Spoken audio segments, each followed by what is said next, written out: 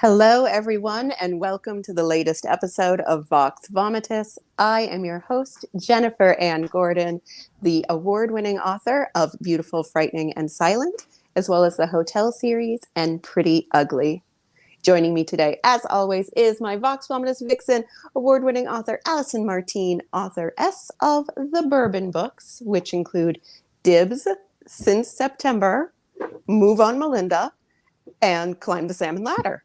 You're so good, Allison. I literally only have one book with me, and it's it's the old cover to Pretty Ugly. It is the old cover. Well, and we chatted beforehand. We're like, we're going to show our books, and I'm going to be like, yeah, I'll just do it while you say them. So like, here's this one. Yeah, that's a really good idea. And then this one, which I love, but because it's the shiny cover, whenever I do it, you end up not seeing half of it because it's too reflective. Just go with it. So, people who are joining us live, welcome to our Vox-A-Versary. It's our 2-year Vox Vomitus anniversary. Cheers to us. Clink. Anyone clinking live with us, we love you. I'm not drinking Windex. It hasn't been that bad. I know. Today, I was like, are you drinking like Kool-Aid with vodka in it? Hi, Lori. Hi, okay. Lori. Laurie says, my favorite girls. Lori, we love you. And no, it's a hard Mike's hard freeze, and it's hard blue. I don't know what that means in terms of flavor. Hard blue sounds vaguely dirty, but also like kind of fun. Also like a Smurf reference, which is kind of funny because like a sexy Smurf reference.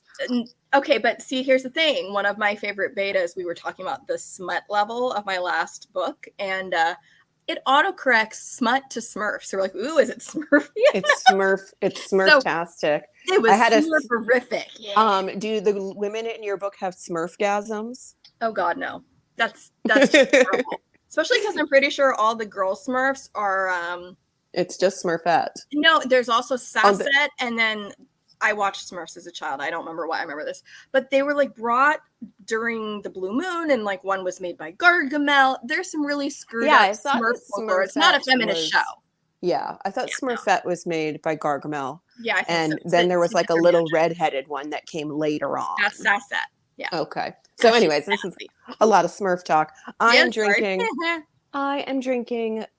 some hard seltzer, but I threw some cherries in there. Oh, you're way fancier than me. Windex. I know, but yours is a fancier cup. Mine's just like mine's a bourbon glass. Mine's plastic. Oh, mine's actual glass. So I have small children, so it's best to just keep plasticware as much as possible. So this is our anniversary show. Yay! It's been 2 years of this crazy Vox Vomitus adventure, and a lot has changed since day one, and a lot even just in the past year. Yeah. Now we have a YouTube station.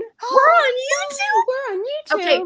I was at Target earlier, and my littles were complaining because they were seeing toys that are by YouTubers. And I told my kids, I'm like, I have a YouTube channel and I don't have any toys. And they're like, well, you should. And I said, you know what? We've talked about merch, but I don't think it's quite the same as what they're talking, where it's always a toy surprise in something. I don't really feel like that's our demographic, toy surprise. No. But I'm wondering if we could get at least like a tiny little like Vox Vomitus t-shirt and just jam it on a teddy bear.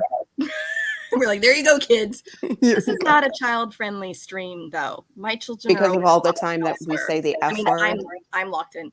The F word, forgetful, failure, fascinating, failure, frumpy, facetious, frown lines. Yeah, Lori's proud of us, but before she said she wanted to combine both of our drinks, so she can sip of mine. It's good. Maybe throw some of the cherries before mine. I had cherries at one point, and my kids just gone. I keep them in the house just on the regular because every night I make a mocktail before I go to sleep, which has like vitamin powder and orange juice and water, and I throw a maraschino cherry in it, and I drink it out of a rocks glass because I'm like, I'm having a party. Hi, Marie. Happy anniversary. Thank you. Oh, Marie. Marie joined us earlier this year with dark obsessions. If we were drinking with Marie, these would need to be much darker, more serious drinks than whatever blue nonsense this is. Like, definitely bourbon, or maybe something with, what's really dark?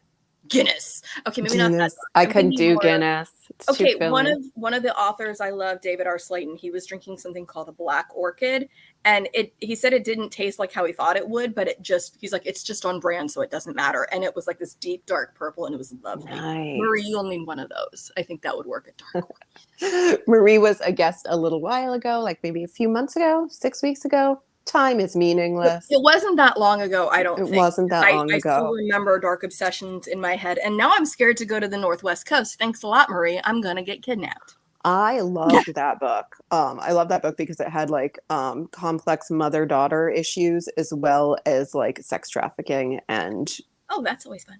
You know, and just like really dark.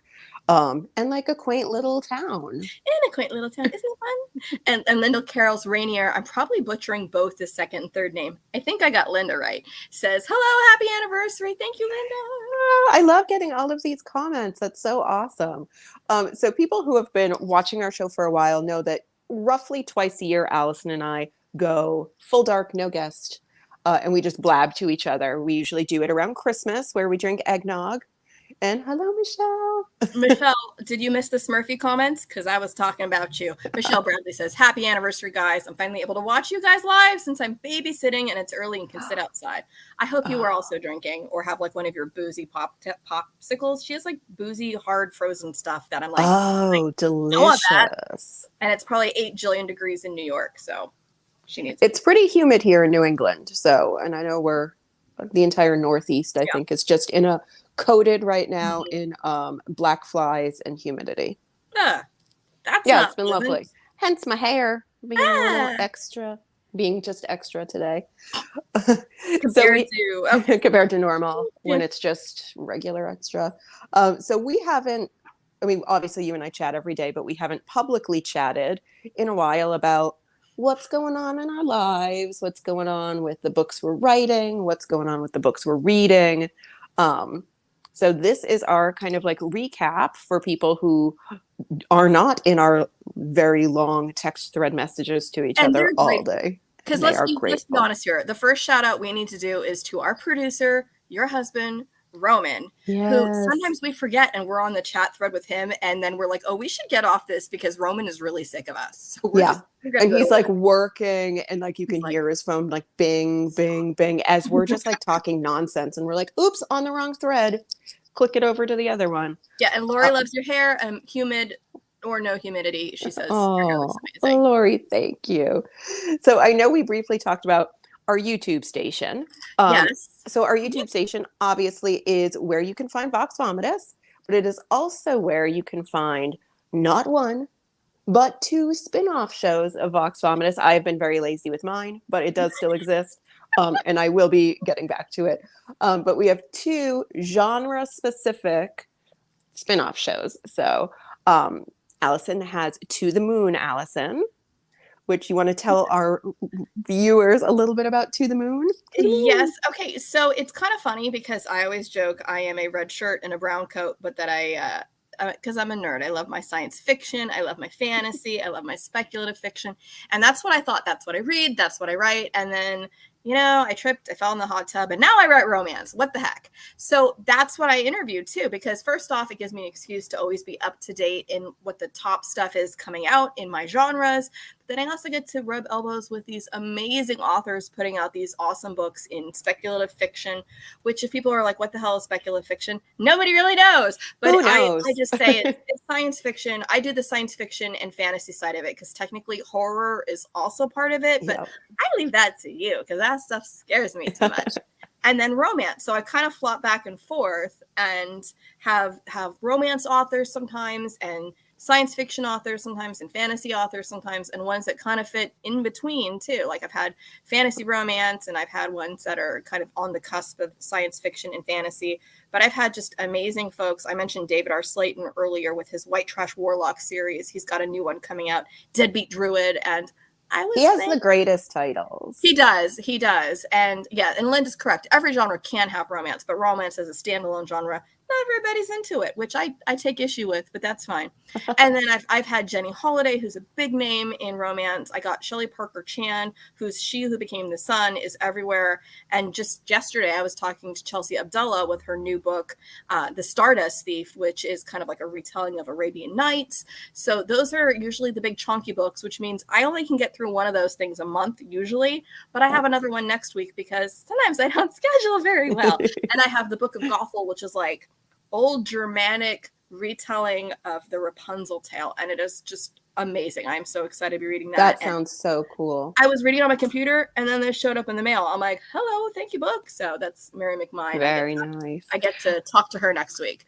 So and then, I think I started slacking on my show because I couldn't keep up with the reading. Yeah, it's a lot because people may not realize we do a show a week. We read a book a week because we don't talk to any of the authors we have come on here without knowing their books, maybe not inside out and backwards, but well enough. Like we've read them through at least once. We've read them. and if we can, like I'll jump to one in a minute, but if we can and they have backstories, or not backstories, but if they have other books out, like if this isn't their first one, but the first one for me, if I have time, I'll cram another one in there if I can. Or I'll go insane and just listen to everything Josh Malerman's ever written. So yes, that is what you do. That was just my own special problem. But Jen, you are doing the things that scare me. It scares you to death. You like it. So you've got horror and true crime. And I know that is a huge thing. I have zero interest in that stuff, which is why I'm like, you do that. And I'll listen to you talk about it, but don't make me read it. What's funny is we do have a lot of horror authors on our show, Vox Vomitus, but then there are certain types of horror that I just think, nope, this is not for Allison. And definitely like the true crime stuff. So my show, Let's Scare Jennifer to Death, I was lucky enough. My very first guest I had on that show was Richard Chismar, who people might know him because he wrote the Gwendy trilogy with Stephen King. I've heard of this Stephen King film. a very up and coming new author named Stephen King. Very, very little known.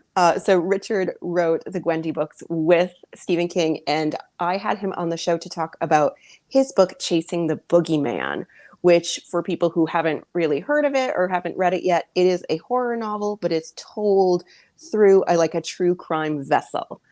Richard Chismar is a character in his own book, so it very much blurs reality and fiction. Ooh, that's very meta. I like it.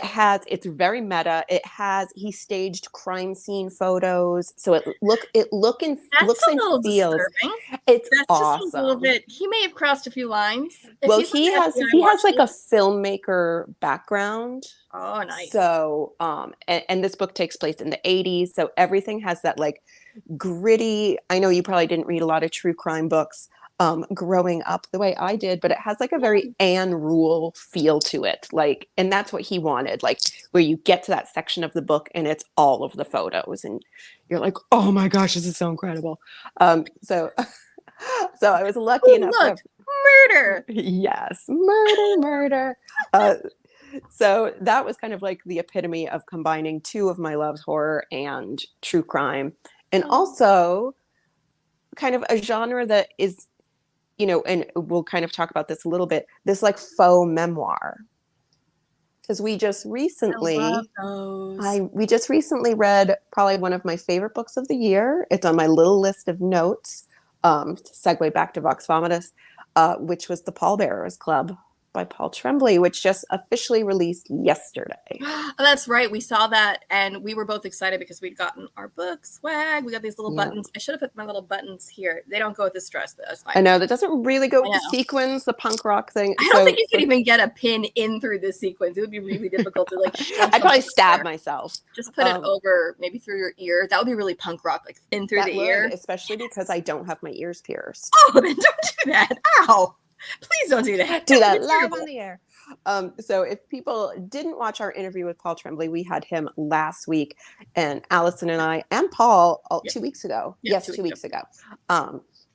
We're all like punked out in our 80s wear. Paul wore a leather jacket. You had a collar. I had a dog collar on. I was wearing a shirt from Target that as long as I kept my hair down, it looked like it said Depeche Mode. It said Vacation Mode.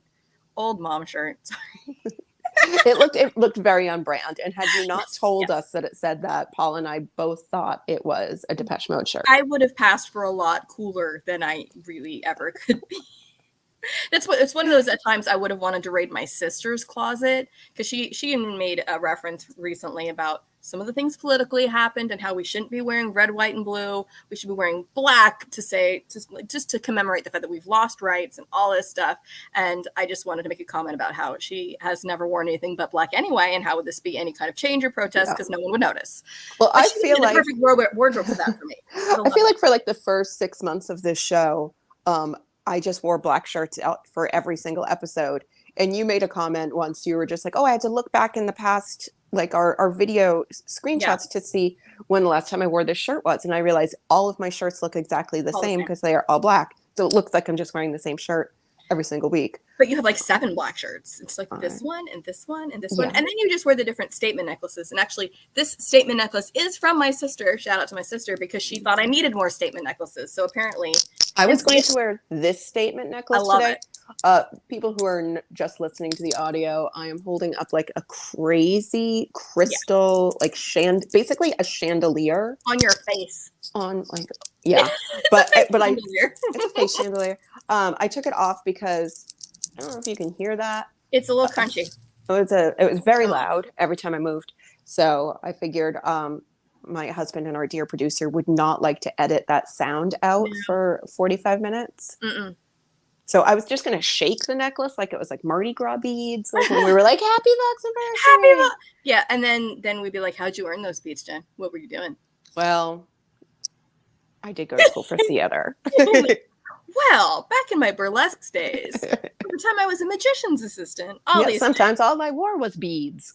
Hey, Lori says that they're face gems. I mean, I guess that's better than face chandelier, but either's fine. Yeah, I like it. So yeah, that's our spin-off show is different. The fact that we have our own YouTube station is different. I've moved into a haunted house since the last time we had a Vox-A-Versary, since our first Vox-A-Versary. I moved shortly thereafter. Even recently, you've moved where you're filming, because people might recall you were in your little space with your parasol behind you, and I called you Harry Potter because you were technically under the stairs. I was under the stairs. Yes, I have switched locations. My husband moved his home office to kind of near that space under the stairs, and so now I am in our living room with our cool bookcase, and like some of our artwork is on the wall. Well, I feel like you have a much more now very bookstagram or let's talk books kind of background with all of your books behind you, whereas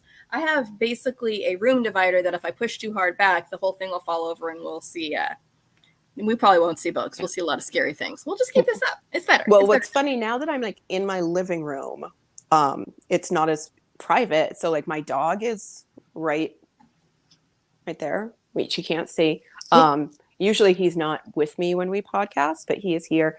And last week when we were, going live, my husband was afraid that when he walked by, we would see him in the mirror behind us.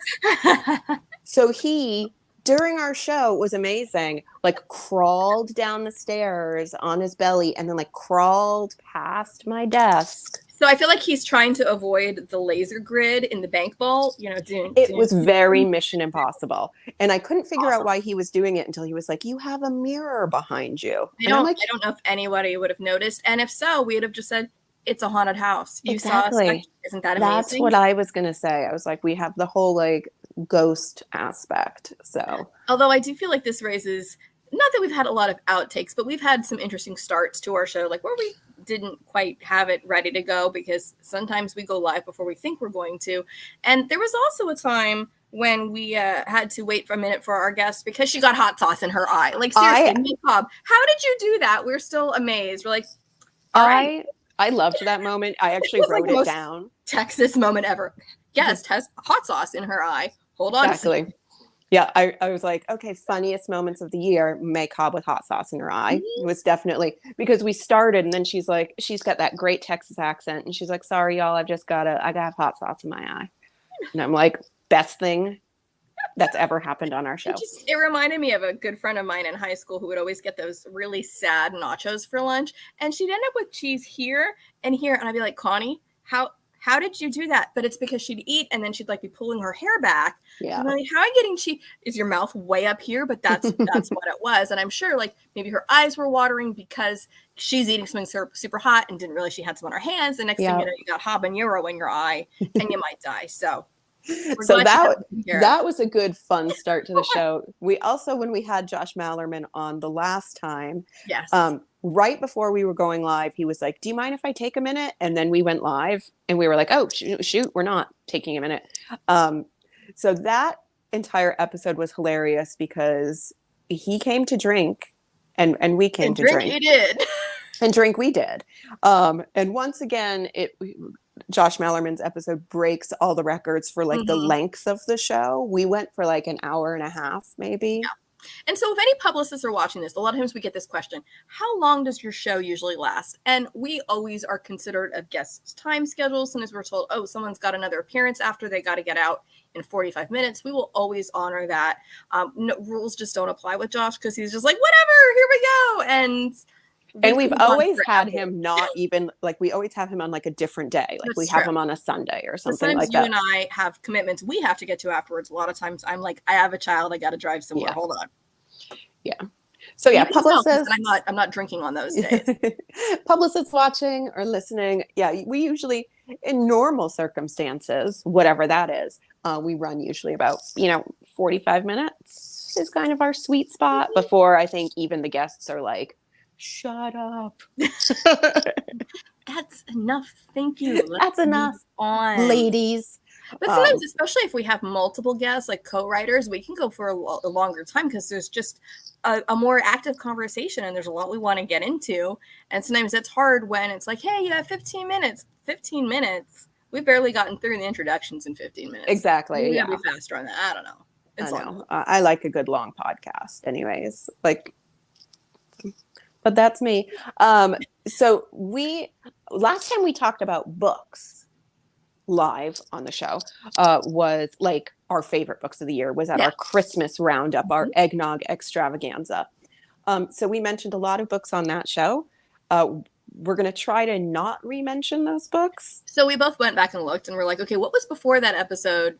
What would we have already mentioned? Okay, this one, because we both, I know we both mentioned Never Saw Me Coming. And I think we would have talked about Vera Kurian's book before the Christmas episode. I don't remember. I don't remember. This was a long year. It was a long year. Not in terms of books, just in terms of my ability to think. Exactly. And we obviously read a lot of books this year. We read a lot of really, really good books this year. So we tried to come up with our list, our kind of best of Vox Vomitus. Yes. Second the year. Voxies. The Voxies. They still don't exist. They don't exist. Like the Dundies on The Office. I feel like that's what these are. So we're trying to come up with funny little categories, and we came up with was it the psychos you love to root for? Yes. Oddly, we had a lot of candidates in this. We had 3 books in this category. Tell you about what we choose to read. I know. The ones where I love this so much. So obviously Vera Kurian's Never Saw Me Coming was listed on psychos we love to root for. I mean, to be fair, there is a lot of psychos in that book. There are a lot of psychos. There are a lot of psychos in that book. Main characters, all psychopaths. They're all psychopaths. Not necessarily bad people. So that is a very fun book. Another book we both absolutely loved that possibly stars a main characters or that are psychopaths are Good Rich People by Eliza Jane Brazier. I would say questionable whether they're psychopaths. I don't know if there was any diagnosis, but there was some questions. I don't think they were technically diagnosed. Humans shouldn't behave this way. But no, humans shouldn't. Should not.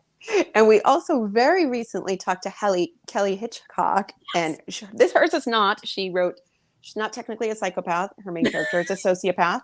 The book Community Klepto, which she's a kleptomaniac. She's a kleptomaniac and a sociopath. But I did root for her every time she stole somebody's headphones. I was easily the funniest book I read this year, and I loved the fact it made me want to have a category, just books that want to make you give everybody you see nicknames, because that was one of the recurring jokes in there, and I love that she did something that you and I love to do in our writing, and just in our normal speech patterns, is combining two words together to Oh, make up a yeah. word. Yeah, Because she coined the term farticles. Farticles, yeah. I still am not allowed to be using that word at home. My husband's like, don't have the kids word farticles. I'm like, Every time I see a yoga mat now, I just think, oh, hey, Kelly. Kelly, we're calling you out. Oh, I just hit it. She can. You won a Vox-A. You did win a Vox-A. You won a Vox-A, Kelly. The award is us going, we love your books. And Kelly's actually one I mentioned earlier, after loving a book so much. And like, I have 5 more minutes before showtime. I read another one of hers, which is funny because her other one, Redheaded Stepchild, was so much more serious and just this like domestic drama, and also told in these beautiful vignettes. And it was a gorgeous book. But I love how, Kelly, you've got range, woman, where you can make me just break down in tears and then bust out laughing. 2 different books now, but loved it. Now I'm choking on my Windex. Hold on. It's okay. Well, so that was our Psychos We Love to Root For category. We have, Allison's dying. I'm going to speak very slowly. The best use of bourbon in a literary novel. The best use of bourbon and insects, maybe, in a literary novel, would be The Cicada Tree by Robert Gwaltney. And okay, and I have to say I love that because, I mean, you know how I feel about bourbon. So seeing that none of mine have children drinking bourbon, so that was a little different. And I don't have nearly as many cicadas or any kind of bugs in my book. So that was a new thing. It was a new thing. That book just knocked both of our feet. And it's been winning awards all over since then. Yeah, it's just like it's hitting it out of the ballpark. I think it wins like every award that it's like nominated for. Okay, we cannot legally, and a former attorney here, we cannot legally make the claim that authors who appear on our show go on to win awards or have their work turned into movies, but it seems to happen a lot. So I'm not saying any authors watching this considering coming on our show should do it for that reason, because it's probably a coincidence. But I'm just saying, I'm seeing. Well, hey, way back during year 1, we had the amazing Sean Cosby on our show. Who's won literally everything. Every single award. There's no more awards. They've given them all to Sean. They're going to make up new awards to put on top of, like, across his shoulders, like a laurel, maybe one on his head. So yes, we have the best authors who have written the best books. And so speaking of awards, very recently, My Sweet Girl won Best Debut Novel. Amanda Jayatissa, and oh my gosh, I don't know if you've seen her marketing campaign for her new book, You're Invited. It's so good. Have you guys seen those things that, am I the jerk or am I the asshole? Okay, those are my guilty pleasure because I click on those every freaking time, even when 90% of them are the same ones. She put one up there and it's like, what am I the one for trying to ruin my ex-best friend's wedding? And she's marrying my ex-boyfriend. I know, and she knows what I thought of him. And now, somebody turned up dead and I might be one of the suspects. Am I the jerk? I'm going, this is amazing. And we didn't know really anything about her first book, My Sweet Girl, which was just amazing. And then won International Thriller Award Writers. Is that what it's called? Yep, International Thriller Writers. And I cannot wait for her second book. So we're going to have Amanda back here, hopefully very soon. Very, very soon. Yeah, and My Sweet Girl, I have to say, like, that is one of those books that it just, like, her voice was so spectacular. And it was beautifully written. Again, hilarious. Yes. I will never, like, even her acknowledgments were funny because, like, in her acknowledgments, she was just like, and thank you to my husband for forgiving me when I'm a total Paloma. And Paloma was the main character in her book, who has, very much like Community Klepto, a very strong internal monologue that runs through the entire book that you're just like, oh, I just want to, like, hear her describe things. And hear her describe other people.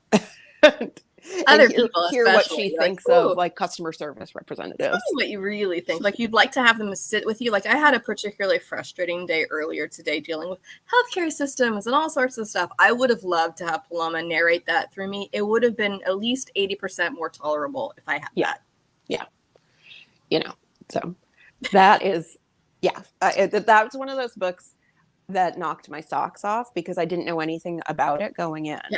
I was just like, it's a thriller. It's kind of historical fiction. It could be considered that because there's two timelines. There's two timelines. Let's say it wasn't so long ago, but that does remind me. It was one we read last year about whether something's historical or not. When we had Deborah Shepherd so happy together, she's like, historical. This is my life. She was all mad that it had been classified as historical. So I guess when we get past a certain age, things that happen to us when we're young now get classified as historical. I mean, look at all the things. We mentioned Pallbearers Club earlier, but books set in the 80s are now historical fiction. How? Exactly.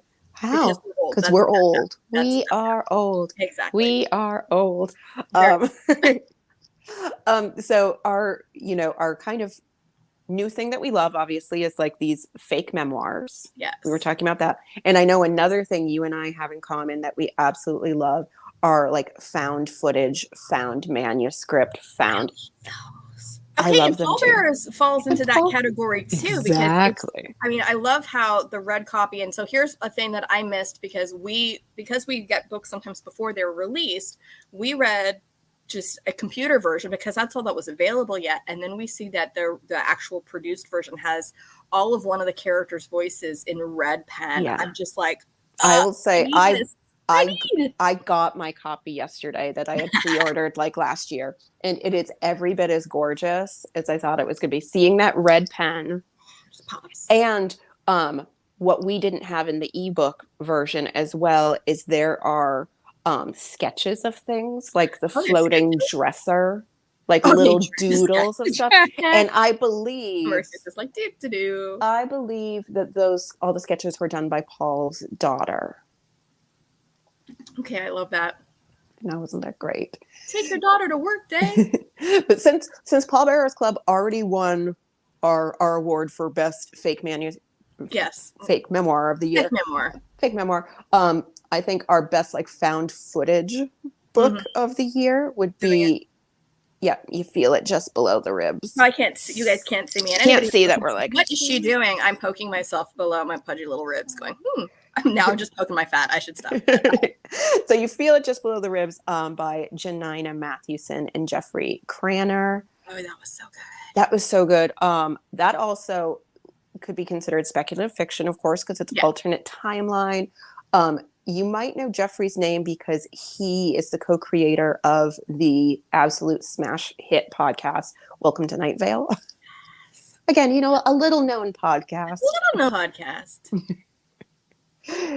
So that book, I remember reading the first page and then I just started to cry because the language was so stinking gorgeous.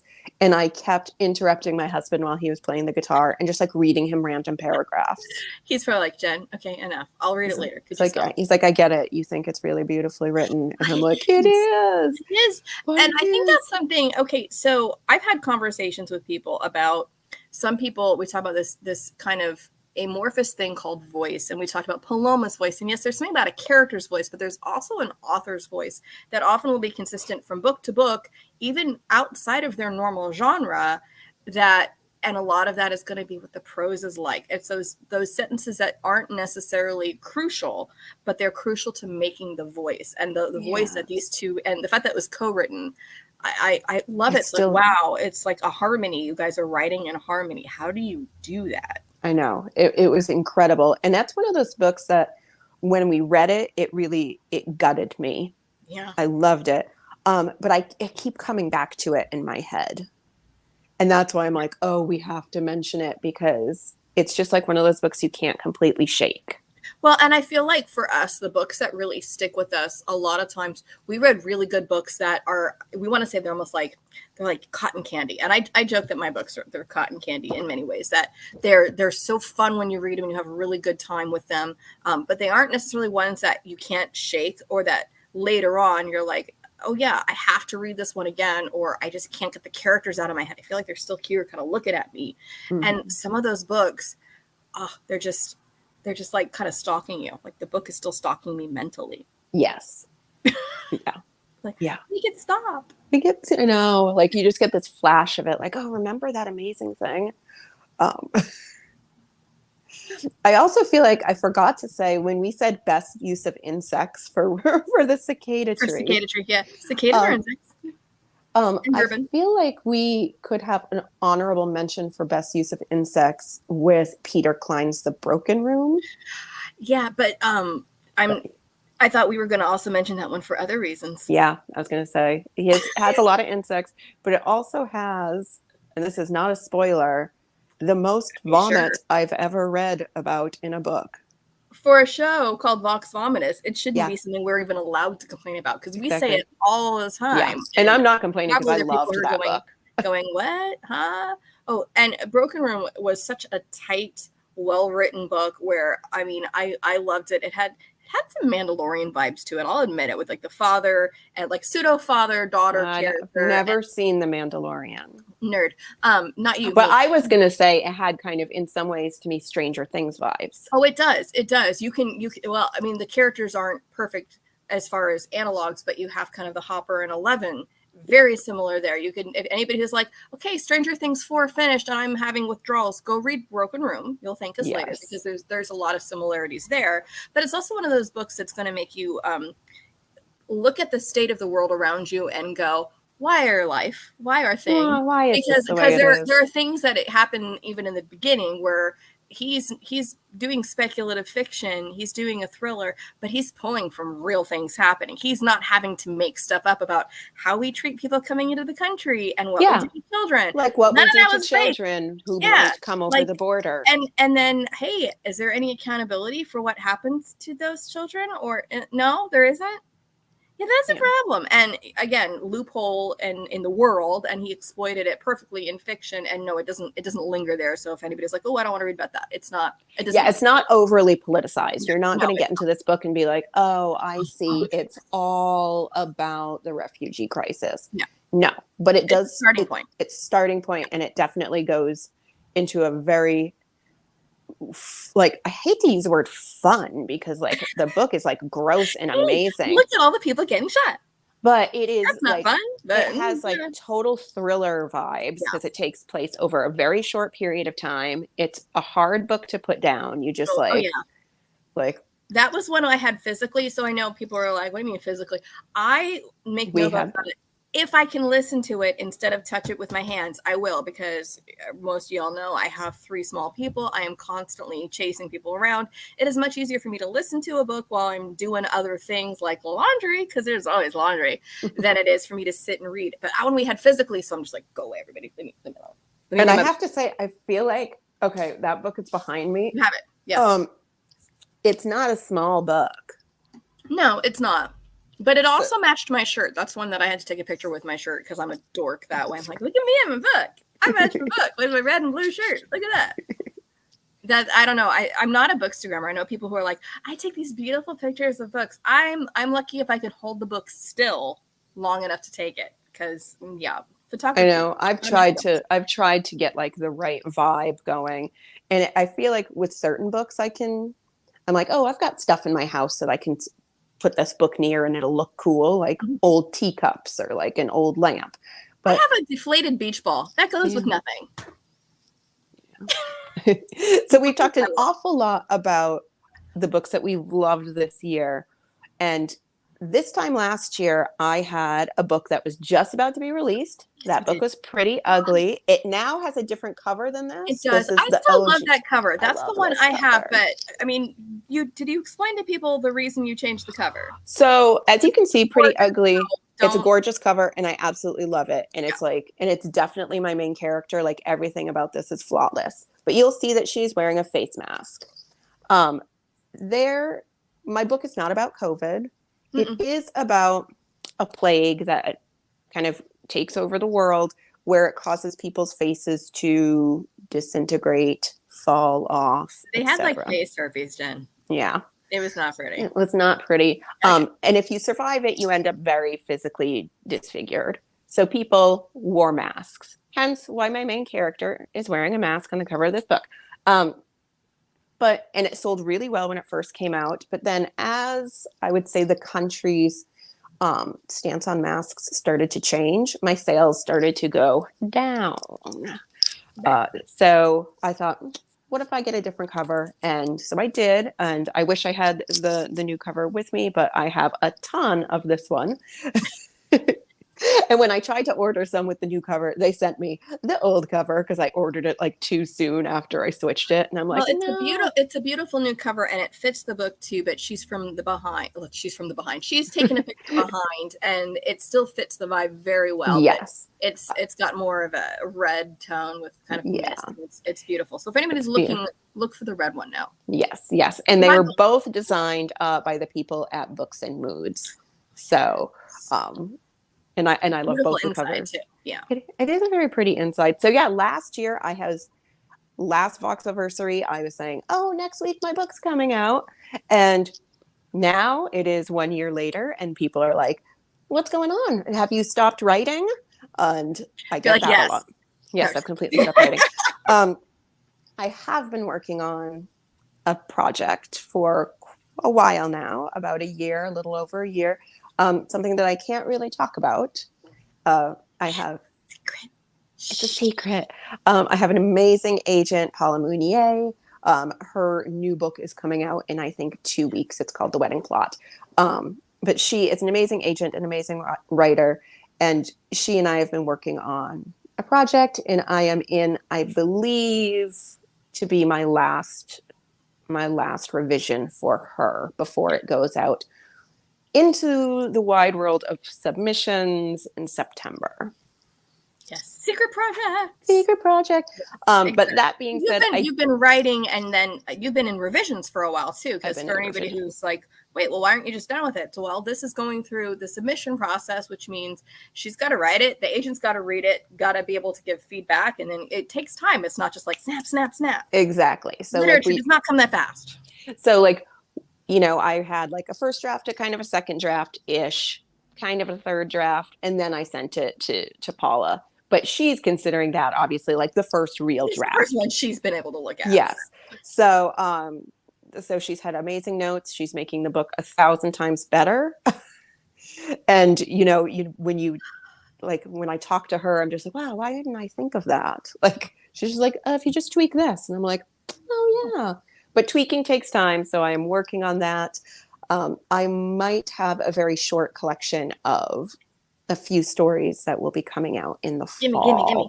I have a cover and I have the stories, but since I've been deeply in the revision zone, I haven't poked at that file on my computer. We're both kind of similar in terms of we don't project top terribly well, and so you've been in this secret project world, and it'll be a good change for you to get to do that once it goes to the submission land. But right now, it's horse blinders, focus. Exactly, doing this, and especially I know I keep referring to it as secret project. It's also a genre that I'm not known to write in. I would say you're stretching yourself a little outside of what everybody knows you to be. Yes, so it will not be horror. People are like, oh, is it horror? Nope, it's not horror. And maybe, so again, it's finding my voice in a different genre too has been really kind of fun and exciting. And you just had a book very recently come out, which is Climb the Salmon Ladder, the 4th book in the Bourbon books. It's been kind of a crazy year because I actually started the first chapter of this, I want to say it was New Year's Day a year ago. And I know anybody is like, Allison, what is taking you so freaking long to get these books out? Because Dibs came out in May 2020 and September came out September 2020. And then Move On Melinda came out Valentine's Day 2021. So they all kind of stacked pretty quickly. But Dibs and Since September were written like almost back to back. So releasing them further apart was mostly just because I wanted to make sure that Since September came out in September. Otherwise, I would have put it even further away, but I didn't want to wait a year and change. And that's just how things fell out. And then a Move On Melinda, it seemed like, well, Valentine's Day, they're romances, do it that way. But I hadn't then worked on Climb the Salmon Ladder because, as folks may know, I do these works of speculative fiction, and those I'm still in the submission process and trying to get those books out. And at that point, I was writing something else. So I had just kind of set that aside after, like, I have this nugget of where this story starts, put it aside. And then I was working on that book for a long time and then was stopping with that and doing revisions on that before I got back to Climb the Salmon Ladder, and then had to have people read, climb the salmon ladder, and make sure, does this work? Does this make sense? And the reception's been really good, but also kind of surprising because so the first 2 books, they were written back to back and have the same main character, same love interest, and they're kind of like a duology. They're all in the same universe, but those 2 have the same main character. But then Move On Melinda doesn't, but it's same universe, same like same friend circle. Yeah, exactly. That's basically how it is. But you could read Move On Melinda without reading the other ones and still understand it, because there's nothing that you would need to know in order to get it. And Climb the Salmon Ladder, even more so, takes another character who's been a side character, the character Jamie. It's been my favorite character since day one.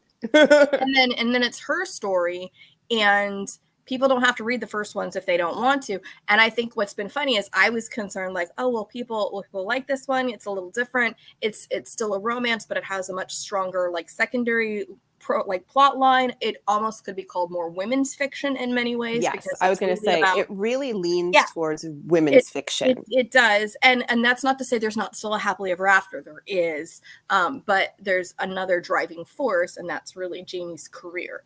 And I felt really strongly writing that it was addressing a lot of things that I'd struggled with and things I'd seen friends struggle with, and it was like, for her, romance was secondary, and so in many ways it reflects that in the book, that the romance is almost secondary to this other thing. But she wasn't looking for love in all the wrong places. She's not. She was just like, I am doing my thing. I'm drinking my wine. I am being fabulous. Malbec on the cover. Yeah. Exactly. That's I'm not, and she even mentions, like, early in the book, she's like, oh, everybody's coupled off. I'm not. I don't care. That's fine. And that's fine. It's fine. And that's kind of what was my concern was will people still really resonate with the story that isn't just, oh, it's romance, I need my romance. And the feedback's been like, oh, I love that it has that extra thing. I love that it has those. And there's really real. Yeah. Like, and I will say this about your romances. I'm not overly a romance reader. I am overly. I am, but I am, like, strangely a hopeless romantic. And a lot of my books do have, like, a love story aspect to them. I mean, so far they all kind of do, but they don't have happily ever after necessarily. I mean, I can beg to differ in some ways. I mean, in horror, happily ever after sometimes means a different thing. Like, sometimes they're not alive.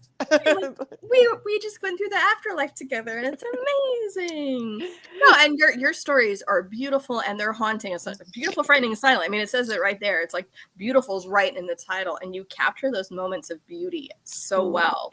But it's not going to be the same kind of fluffy romance. If people are looking for that, they're going to be a little confused. Exactly. Yeah, and I remember when Beautiful, Frightening, and Silent first came out, because of the title, people thought, oh, it's a romance. And I'm like... some people also just don't pay attention to everything you tell them, and there are titles that don't necessarily, like, hey, guess what? Sarah Langen's Good Neighbors isn't like Better Homes and Gardens. Those were not good neighbors. No, they weren't. That's kind of the point of how titles sometimes work. Sometimes they're play on words. What are you going to do? It's all good. But I do love your romances, because I always feel like they exist in the real world, starring real people that, like, I feel like we all know. Like, and I'm just like, oh, we've all had a Laurie Sunkist in our life. We've all encountered certain types of folks, and I try to be as real to them without making them caricatures. Sometimes I probably fail at that, but for anyone that thinks something's too caricature, it's like, well, let me show you the inspirational person, and then you'll tell me whether or not I was maybe even being a little carrying them back, or just guiding them back to reality because their natural personality is a little too much. But I mean, it's one of those things. I enjoy writing these, and I'm planning on having one more full novel in the series, and then a novella. The novella already has the title, because I can't resist the title, A Very Laurie Sunkist Christmas. Yes, I was going to say that better be the Laurie Sunkist book. Everybody wants Laurie, but I can't handle an entire Laurie Sunkist novel. I would lose my mind. No, like a good long short story or short novella would be fine. Novella. Yeah. But like right now, I'm not working on the next one in this series, which is like kind of still forming up here loosely. because I'm working on, or I will once my children are not in the house 24/7 because it's summer, going back to writing one of my speculative works and then getting that off to readers too. So my brain gets tired doing all that. And it's a long process, and it's a long solitary process that I think, we're lucky that a lot of our viewers are fellow writers and fellow readers. So they get it. Yeah, Marie gets it. She says, more stories coming from Allison and Jennifer. The future is looking brighter. Thank you. Thank you, Marie. Yeah, definitely more work coming from both of us. And definitely we are excited to keep reading the work that all of the fantastic authors that we get to read put out. Because like, what do I get? What do I get? And speaking of that, next week we have Madeline Martin on the show, a New York Times bestselling author. Yeah. We read her book, The Last Bookshop in London, which was a huge, like bona fide smash hit. Yeah, it was everywhere. And then everywhere. And then everywhere else too. Yep, it was everywhere, and then it was even more places. Yes. So we are lucky enough to be reading her book for next week, The Librarian Spy, which is another. It's a great title. I want to be a librarian spy. I was like, that is my dream job. Yeah, my mother was a librarian. Now I want to know if she was also a spy. I'll have to read the book to find out. Like, are all librarians secretly spies? I think they are, because Barbara Gordon Batgirl wasn't really a spy, but she was a superhero and a librarian. Okay, and Kelly is like, she's saying, glad I got to tune in some. I'll record my Vox acceptance speech later. Kelly, we're going to need that, and we will play it. I love it. You do that, we will upload it to the YouTube channel so everyone can hear your I would love that. Just be like, thank you for... I'm so honored to win best use of the word farticle and psychos you love to root for. Oh, and Kelly, we also keep calling basketball shooty hoops around here because we are not a sports family. So shooty hoops everywhere. Shooty hoops works. Shooty hoops does work. So I think that's it. That's a good year end. I think we covered everything there that we needed to cover, and everybody's just like, yes, we want more. Bring us more authors, and we will oblige. And we've got plenty more coming, and we can't wait to keep reading them. Yes, and we promise you all we will get merch. I want merch. We'll get merch by the next Vox-A-Versary. You're going to be so tired of us saying plugging our merch. Enough with the t-shirts. Yeah, if you see this, put in comments what you would like to see for merch, because I know sometimes we joke about I want the really wide neck flash dance style. Yep, like a boat neck tee. Guys, I have no neck, so I need to have the wide thing to make me appear like I have a neck. Yeah, so a boat neck t-shirt for sure, because we both want that. I want a nice workout tank top. Oh, I think so. Yeah. I feel like we should have shot glasses. Shot glasses. Some of my friends are like, we like to hydrate. And apparently it's a thing now that people drink water. Water bottles. The bigger water bottles that people can take to the gym. They can leave on their station when they're working at the hair salon. That's a shout out to Laura, who specifically asked for one. I was going to say, if we bring them to the gym, then Community Klepto might steal them. Oh, she will. But that's okay. We'll just give her one. Here you go. This one's for you. Please don't steal everybody else's. It's fine. It's all fine. So next year we'll have merch before next year. Hopefully by the eggnog extravaganza we'll have. Well, merch. Yeah, because then we can make sure we can have it for sale for stocking stuffers and Secret Santas and stuff for your bookish Secret Santa person. Yeah, you have one. I don't know. And then if they're like, we have no idea what Vox Vomitus is, then you've got to put in a little card inside that says, here's the YouTube channel. Go catch up on this. Yep. It works. Because we're hilarious and fun, and we'll teach you things about books. We'll teach you things. Sometimes. It's okay. Sometimes. Hey, I know. I learn. I will teach you how not to host a podcast. There's that. But I tell you, yes, we joke around a lot, and we joke that half the time we're borderline prop comedy, which a lot of times, we are. But I learned so much from the authors we talked to about what their process is like. When I was talking to Chelsea Abdullah yesterday, she was talking to me about reverse outlining and her process. And I'm just like, I'm sitting there hosting the show, and I'm wanting to sit there and go, hold on. And I want to take notes. And then I remember, well, it's being recorded. I can rewatch this later. I can write it down later.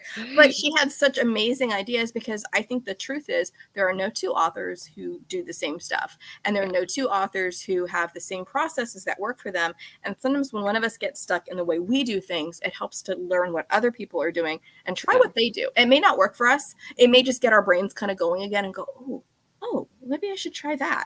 But I loved hearing what she had to say. And I love talking to different authors about how they work, whether it's a co-writing process or if they're pantsers or planners, or I know we've had some who are like, oh, I do things and then I never start where I thought I was going to start. My opening always changes in that. Yeah. Or people who are like, I completely rewrite the book. Yeah. Like main character freehand. plot. Yeah. Like freehand. I know that was something Chelsea said she did, is she rewrites the book in her second draft. I'm like, well, you don't add. No, she is typing the whole thing out again. I'm going, well, I'm a little worried about you, but okay. But everything works for each person for a different reason. And we all have these different ways to get our creative juices flowing. And what a wonderful way that we get to talk to these different people and hear about what works for them. Yep. And because it's not just, we always say it's about what goes wrong on the way to having it go right. And a lot of that is obviously the writing process. A lot of it's just the path to publication. So that has also been an amazing education to talk about what goes wrong. Chug it, chug. Sorry. Chug. Oh. That one just hit home. We're fine, everyone. We're fine. So on that note, these drinks aren't going to drink themselves, and we will wish you all a very happy night. Thank you to everybody who tuned in live. For people who are listening to us on the replay, thank you as well. Make sure to hit like and subscribe on our YouTube station, and be there for Allison's To the Moon Allison podcast and my Let's Scare Jennifer to Death, which I promise will come back. And if you haven't caught up, they're on YouTube. Go check them out. Yep. So on that note, thank you, Roman, our awesome producer. We love you. We love you, everybody. Thank you for making the last 2 years really awesome. Yay. Bye.